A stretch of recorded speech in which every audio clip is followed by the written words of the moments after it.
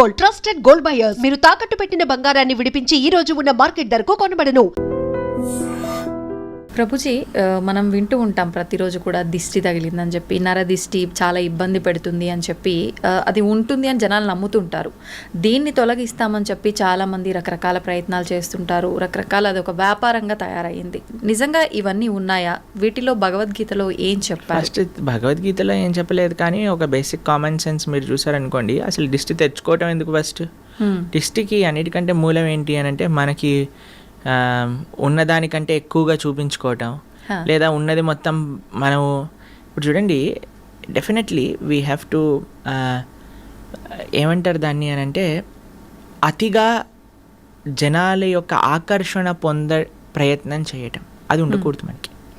ఎప్పుడైతే మన జీవితంలో ఉండే విషయాలన్నింటినీ కూడా మనం పెట్టేస్తామో బయట, ఎప్పుడైతే మనము సమాజంలో ఉన్నప్పుడు ఒక రకమైన పరిణితి, హద్దు లేకుండా మనం మితిమీరిపోయి బిహేవ్ చేస్తామో, ఎక్కువగా చూపించుకోవాలి అనే ఒక ప్రయత్నం మనకు ఉన్నదనుకోండి, అప్పుడు ఏమవుతుంది అని అంటే, వేరే వాళ్ళ యొక్క అన్నెసెసరీ అట్రాక్షన్, అన్ని కళ్ళు మంచివి కాదు కదండి.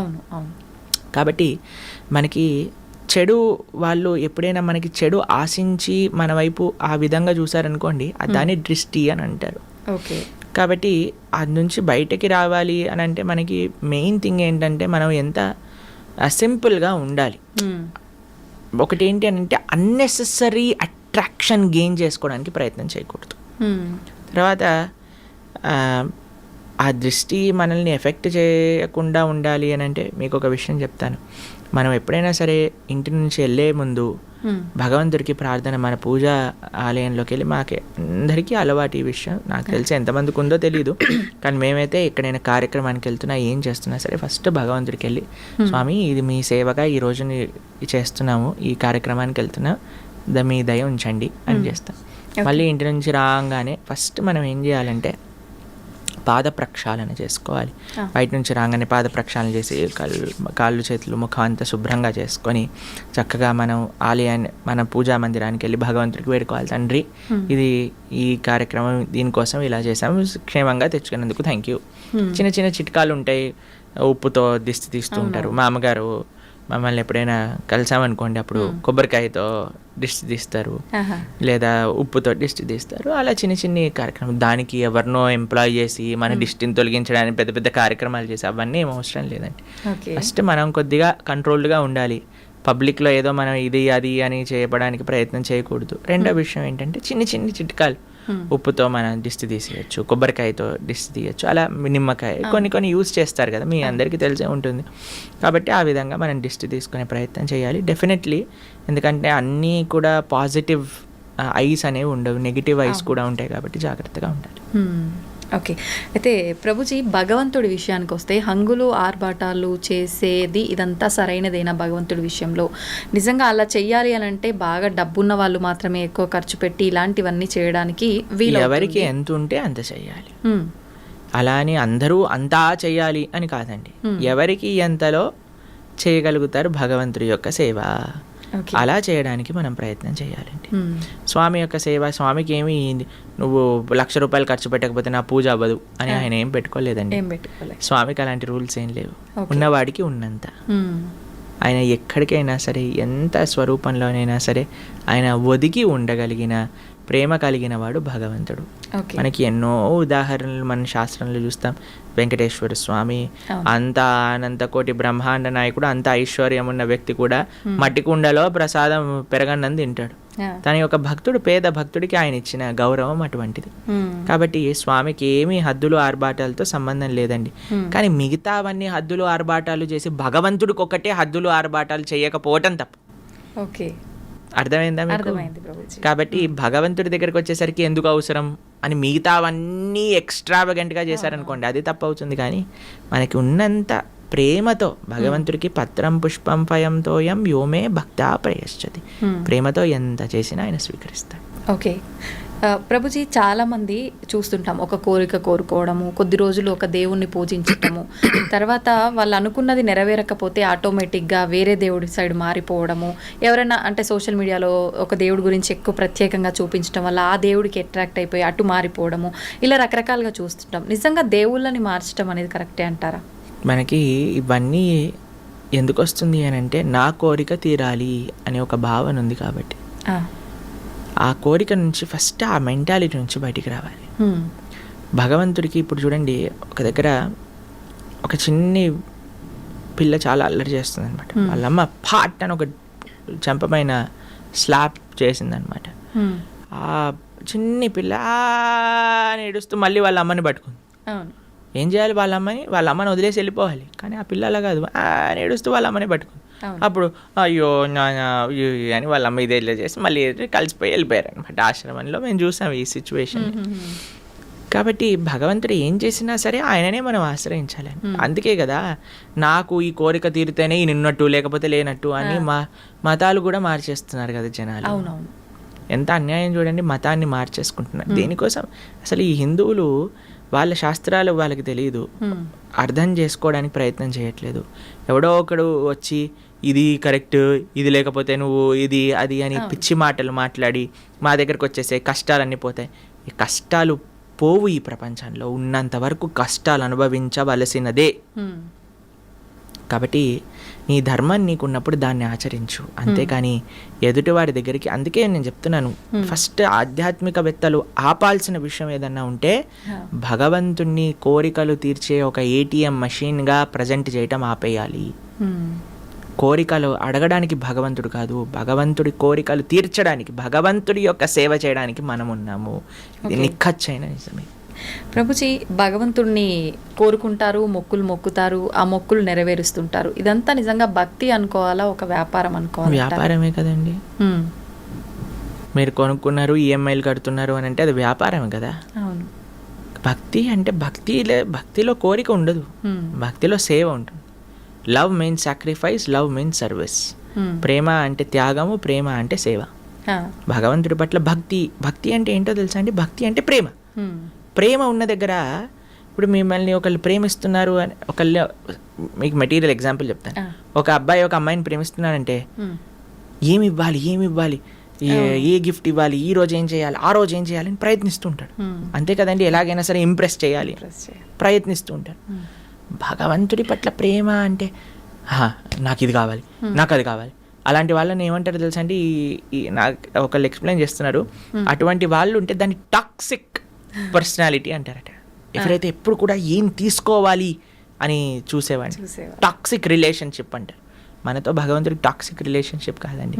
మనకి భగవంతుడి పట్ల భక్తి అనే మాట మీరు వాడుతున్నారు అని అంటే, స్వామికి ఏ సేవ చేయగలుగుతాను, స్వామికి ఏ విధంగా ఆరాధన, స్వామి యొక్క మాటలు విని నేను ఎలా మారగలుగుతాను, స్వామి యొక్క సేవగా 10 మందికి ఎలా నేను మంచి మార్గాన్ని తెలపగలను, ఎలా సమాజానికి, దేశానికి, ధర్మానికి సేవ చేయగలను అని ఆలోచించడమే భక్తి. అయితే ప్రభుజీ, చాలామంది ఇప్పుడు ప్రస్తుతం ఉన్న సమాజంలో చాలా బిజీగా ఉన్నాం, మేము మా కుటుంబానికే టైం ఇవ్వలేకపోతున్నాము, మేము భగవంతునికి టైం ఎలా ఇవ్వాలి, ఎలా ఆయన మార్గంలో వెళ్ళాలి మేము అనుకునే వాళ్ళకి ఏం చెప్తారు? అలా అనుకుంటుంటారు చాలామంది. ఏం లేదండి, మనం దేనికోసం మనం ప్రియారిటీ ఇస్తే, ఏది మనకి ఇష్టం అనిపిస్తే దానికి మనం సమయం ఇచ్చి తీరుతాం. ఒకసారి మేము ఒక దగ్గర కూర్చున్నాం, ప్రసాదం తీసుకుంటున్నాం అనమాట. నా పక్కన ఇంకొక ఆయన ఉన్నారు. ఆయన అన్నారు, నా కడుపు నిండిపోయింది, నాకేం వద్దు అన్నారు. సరే అని వెళ్ళిపోయారు. వడ్డించే వాళ్ళందరూ అడుగుతున్నారు అనమాట, అయ్యా ఇది తీసుకోండి, వడ తీసుకోండి, గారె తీసుకోండి, పులిహోర పెట్టుకోండి, దద్దోజనం పెట్టుకోండి అంటే, నా కడుపు చాలా నిండిపోయింది, అయ్యా పోండి నన్ను అడగండి అని అంటున్నాడు. కొంతసేపు అయిపోయాక ఒక ఆయన గులాబ్ జాములు పట్టుకొని వచ్చాడు అనమాట. ఆయన కూడా పాపం ఈయన వద్దు అన్నాడు కదా అని నా దగ్గరికి వచ్చేసాడు. ఎందుకు వెళ్ళిపోయావు, నాకు ఇవ్వు గులాబ్ జామున్. అదేంటండి మీ కడుపు నిండిపోయింది, పొట్ట పగిలిపోతుంది అన్నారు. అంటే స్వీట్కి జాగుందిలేండి అని అన్నారు. ఎందుకంటే అరే ఏమైందిరా ఇప్పటి వరకు పొట్టలో జాగలేదు అంటే, స్వీట్ అంటే ప్రభుజీ నాకు చాలా ఇష్టం ప్రభుజీ. ఇష్టం ఉన్నప్పుడు అంత పొట్ట పగిలిపోతున్నా జాగ ఏర్పడుతుంది. ఎందుకు? నీకు ఇష్టం ఉంది కాబట్టి. మనము ధర్మం పట్ల ఇష్టం పెంచుకోవాలి, భగవంతుడి సేవ పట్ల ఇష్టం పెంచుకోవాలి. ఎప్పుడైతే మనకి ఇష్టము అని అనిపిస్తుందో, దేన్నైతే మనం ప్రయారిటీ అనుకుంటామండి దానికి సమయం ఏర్పడుతుంది. దేన్నైతే మనం జీవితంలో ముఖ్యము అని అనుకుంటే దానికి సమయం ఏర్పడుతుంది. ఓకే. కాబట్టి భగవంతుడు ముఖ్యము, ధర్మం ముఖ్యము, సేవ ముఖ్యము అని అనుకుంటే ఆ భగవంతుడు ఆ కాలస్వరూపంలో మనకి దానికి సమయం ఇస్తాడు. ఓకే. నాకు ముఖ్యము అని అనుకోలేదనుకోండి, అప్పుడు సమయమే మనకు కనిపించదు. అంత సమయం ఉన్నా వాట్సాప్లు చూస్తున్నా, ఇన్స్టాగ్రాములు గంటలు గంటలు చూస్తున్నా, టీవీలు చూస్తున్నా మనకు అనిపిస్తుంది నాకు భక్తుడికి సంబంధము లేదు, సమయం లేదు అనిపిస్తుంది. కానీ ఎప్పుడైతే నాకు అది ప్రియారిటీ అవుతుందో అప్పుడు ఎంతైనా సరే మనం దర్శించవచ్చు, చూడవచ్చు అన్నమాట. ఓకే. ప్రభుజీ, చాలామంది జీవితంలో నిత్యం ఎన్నో ఇబ్బందులు వస్తుంటాయి, ఒత్తిళ్ళు వస్తుంటాయి. ఈ ఒత్తిళ్ళని తట్టుకోలేక అసలు నాకు ఈ లైఫే వద్దు అని చెప్పి అసలు దైవ మార్గాన్ని వదిలిపెట్టి అన్ని రకాలుగా ఎటైనా వెళ్ళిపోతా అనే ఒక ఆలోచనలోకి వెళ్ళిపోతుంటారు. అటువంటి వాళ్ళకి ఏం చెప్తారు మీరు? ఈ ప్రపంచంలో మనమే ఒత్తిడి తీసుకుంటున్నామండి. ఇప్పుడు మీకు ఇందాక మనం మాట్లాడుకుంటున్నందుకు ఎంత ఒత్తిడి మనం తీసుకోవాలో అది మన పైన ఉంటుంది. సంబడి ఈజ్ ఫోర్సింగ్ కూడా అనుకోండి, ఎవరైనా మనల్ని ఇంత ఒత్తిడి నువ్వు తీసుకోవాలి అని అంటే అప్పుడు మనం ఒక చాయిస్ చేసుకోవాలి. మీకు ఒక విషయం చెప్తాను. ఒక వీడియోలో మేము మాట్లాడాం, రాత్రి త్వరగా పడుకొని త్వరగా లేవటం వల్ల మీ ఆరోగ్యం బాగుంటుంది అని. అప్పుడు కొంతమంది అన్నారు, మరి నైట్ డ్యూటీ సంగతి ఏంటి అని. ఇప్పుడు చూడండి, మనకి ఆరోగ్యం కావాలా, మనకి ఏం కావాలి అని మనం ఫస్ట్ డిసైడ్ చేసుకోవాలి జీవితంలో. అరే నాకు ఒక సుఖవంతమైన జీవితం కావాలి. సుఖవంతం అంటే హద్దులు ఆర్భాటాలు ఉండాల్సిన అవసరం లేదండి. మన కుటుంబంతో స్పెండ్ చేయడానికి మనకు సమయం ఉందా, మన ఆరోగ్యాన్ని మనం జాగ్రత్తగా చూసుకుంటున్నామా, ధర్మాన్ని చేయగలుగుతున్నామా, భక్తిని చేయగలుగుతున్నామా, ఒక సింపుల్ లైఫ్, ఏదైతే బ్యాలెన్స్డ్ లైఫ్, ఆరోగ్యంగా కుటుంబంతో సమాజం కోసం ధర్మం కోసం ఉండే ఒక జీవితం, అది మన లక్ష్యం అనుకోండి. మనం దానికి తగ్గట్టుగా ప్రయత్నం చేస్తాం. అవును. మనం ఏం చేస్తున్నాము అని అంటే ఒత్తిడి పెంచేసుకుంటున్నాం మన పైన. ఇప్పుడు ఇందాక మనం ఒక ఎగ్జాంపుల్ చెప్పాం, మన గ్రైండర్ తిరగటం. అవును. అప్పుడు ఏం చేసిందంటే ఒకసారి మేము అలా చేస్తుంటే మా అమ్మగారు చెప్పారు, దాన్ని ఫస్ట్ పక్కన పెట్టు, కొద్దిసేపు వాడకు, చల్లారని, దాని తర్వాత మళ్ళీ గ్రైండ్ చేయి, అప్పుడు వస్తుంది. అప్పుడు ఫ్యాన్ వేసి చల్లార్చడానికి పెట్టేస్తాం, అదొకసారి చల్లార్చాక మళ్ళీ గ్రైండ్ చేసేస్తాం. అంతే కదండి. అవును ప్రభుజీ. మనం ఎప్పుడైతే ఆ ఒత్తిడి అనేది మనం ఫీల్ అవుతామో we should take a break. Permanent break కాదండి. చాలా మంది అనుకుంటారు అయిపోయింది ఇంకా నా జీవితం వేస్ట్ అని. కాదు, ఒక టెంపరీ బ్రేక్ తీసుకో. ఒక దగ్గరికి వెళ్ళు, ఒక ఆశ్రమానికి వెళ్ళు, ఒక క్వైట్ ప్రదేశానికి వెళ్ళు, ఫోన్ కట్ చేసేయి, నీతో నువ్వు గడుపు, ఒక మెడిటేషన్ చెయ్యి, నామజపం చెయ్యి, ఒక ఆశ్రమానికి వెళ్ళి సేవ చెయ్యి. ఎప్పుడైతే నువ్వు ప్రపంచంలో ఉండే కష్టాలు ఎప్పుడైతే చూస్తావో, మా ఆశ్రమానికి వస్తే ప్రతిరోజు అక్కడ అన్నదానం జరుగుతుంది. అక్కడ ఎంత పూర్ పీపుల్ అంటే వాళ్ళు కేవలం నెల రోజులలో అన్నము ఒక పప్పు చేసుకుంటే వాళ్ళకి చాలా పెద్ద విషయం అన్నమాట. అలాంటి పేదరిక ఉన్న ప్రదేశానికి వెళ్ళి నువ్వు ఎప్పుడైతే వాళ్ళకి ప్రసాదం పెడతావో వాళ్ళు ఎంత ఆనందంగా ఆ కూర చూసి, ఆ చపాతీని చూసి, ఆ స్వీట్ చూసి వాళ్ళకి ఎంత ఆనందం వేస్తారే, ఈరోజు ఇన్ని రకాలు వచ్చాయా అని చూసినప్పుడు మనకు అనిపిస్తారే, నేను నాకు తినడానికి ఎన్ని రకాలు తిన్నుంది, ఎంత ఆనందంగా నేను ఉన్నాను అని. వేరే వాళ్ళ దుఃఖాలు మనం చూసినప్పుడు మన దుఃఖాలు దాంట్లో చిన్నగా అయిపోతాయండి. నిజమే ప్రభుజీ. Thank you Prabhuji. నిజంగా చాలా మంచి విషయాలు తెలియజేశారు, అద్భుతమైన సమాచారాన్ని మాకు అందించారు. మళ్ళీ మరొక మంచి ఎపిసోడ్లో తప్పకుండా మీతో మాట్లాడి మంచి మంచి విషయాలు తెలుసుకునే ప్రయత్నం అయితే చేస్తాను. ధన్యవాదాలు ప్రభుజీ. హరే కృష్ణ మాతాజీ. హరే కృష్ణ.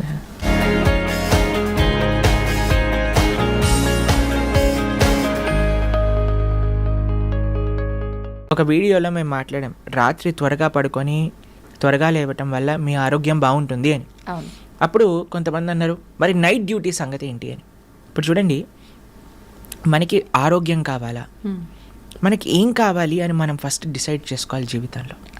అరే నాకు ఒక సుఖవంతమైన జీవితం కావాలి.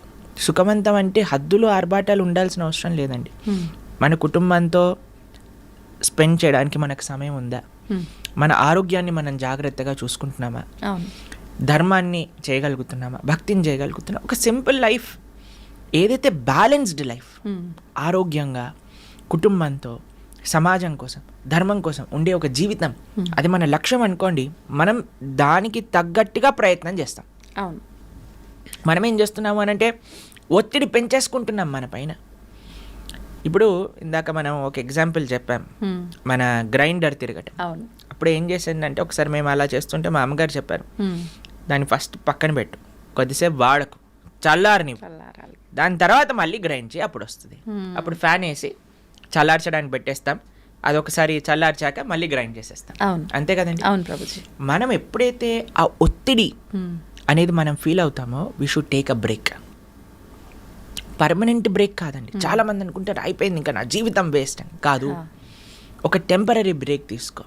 ఒక దగ్గరికి వెళ్ళు, ఒక ఆశ్రమానికి వెళ్ళు, ఒక క్వైట్ ప్రదేశానికి వెళ్ళు, ఫోన్ కట్ చేసేయి, నీతో నువ్వు గడుపు, ఒక మెడిటేషన్ చెయ్యి, నామజపం చెయ్యి, ఒక ఆశ్రమానికి వెళ్ళి సేవ చెయ్యి. ఎప్పుడైతే నువ్వు ప్రపంచంలో ఉండే కష్టాలు ఎప్పుడైతే చూస్తావో, మా ఆశ్రమానికి వస్తే ప్రతిరోజు అక్కడ అన్నదానం జరుగుతుంది. అక్కడ ఎంత పూర్ పీపుల్ అంటే వాళ్ళు కేవలం నెల రోజులలో అన్నము ఒక పప్పు చేసుకుంటే వాళ్ళకి చాలా పెద్ద విషయం అన్నమాట. అలాంటి పేదరిక ఉన్న ప్రదేశానికి వెళ్ళి నువ్వు ఎప్పుడైతే వాళ్ళకి ప్రసాదం పెడతావో వాళ్ళు ఎంత ఆనందంగా ఆ కూర చూసి, ఆ చపాతీని చూసి, ఆ స్వీట్ చూసి వాళ్ళకి ఎంత ఆనందం వేస్తారే, ఈరోజు ఇన్ని రకాలు వచ్చాయా అని చూసినప్పుడు మనకు అనిపిస్తారే, నాకు తినడానికి ఎన్ని రకాలు తిన్నుంది, ఎంత ఆనందంగా నేను ఉన్నాను అని. వేరే వాళ్ళ దుఃఖాలు మనం చూసినప్పుడు మన దుఃఖాలు దాంట్లో చిన్నగా అయిపోతాయండి. నిజమే ప్రభుజీ.